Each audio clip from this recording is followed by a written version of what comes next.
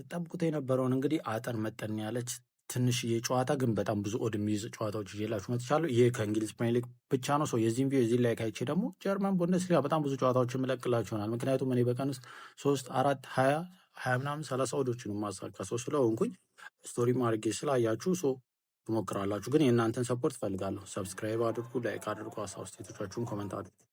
የመጀመሪያው ጨዋታ ሊቨርፑል ከብራይተን ነው። ይህን ጨዋታ እንግዲህ ሪስክ ላቨር ካልሆናችሁ ይኸውላችሁ ቶታል ብቻ መጫወት ትችላላችሁ። ኦቨር 1.5 ሪስክ ላቨር ከሆናችሁ ግን ተገባብተው ለሊቨርፑል ደብል ቻንስ ትጫወቱልኛላችሁ። በጣም አሪፍ ወር ነው ያለው። በመቀጠል ደግሞ እንግዲህ ሁለተኛው ጨዋታ አርሰናል ከወልቭስ የሚያደርጉት ጨዋታ ነው።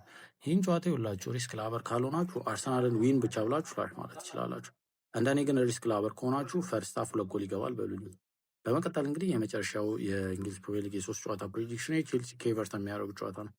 ይህን ጨዋታ ይኸውላችሁ ሪስክ ላቨር ካልሆናችሁ ጎል መጫወት ትችላላችሁ። 1.5 ግን በጣም ሪስክ ነው፣ እንደምታስቡት አይደለም። ከዛ ይልቅ ይገባባሉ ብትሉት ጥሩ ኦድ ነው፣ ሪስኩም ጥሩ ነው። ቦስቲም ስኮር እንድትጫወቱ ተመክራለሁ። ሀሳብ ስቴቶቹን አስቀምጡ። ከሶስቱ ጨዋታ የቱ በጣም ያስፈራል ብላችሁ ታስባላችሁ? የቱ አይሳካም ብላችሁ ታስባላችሁ? ኮመንት ላይ አስቀምጡ።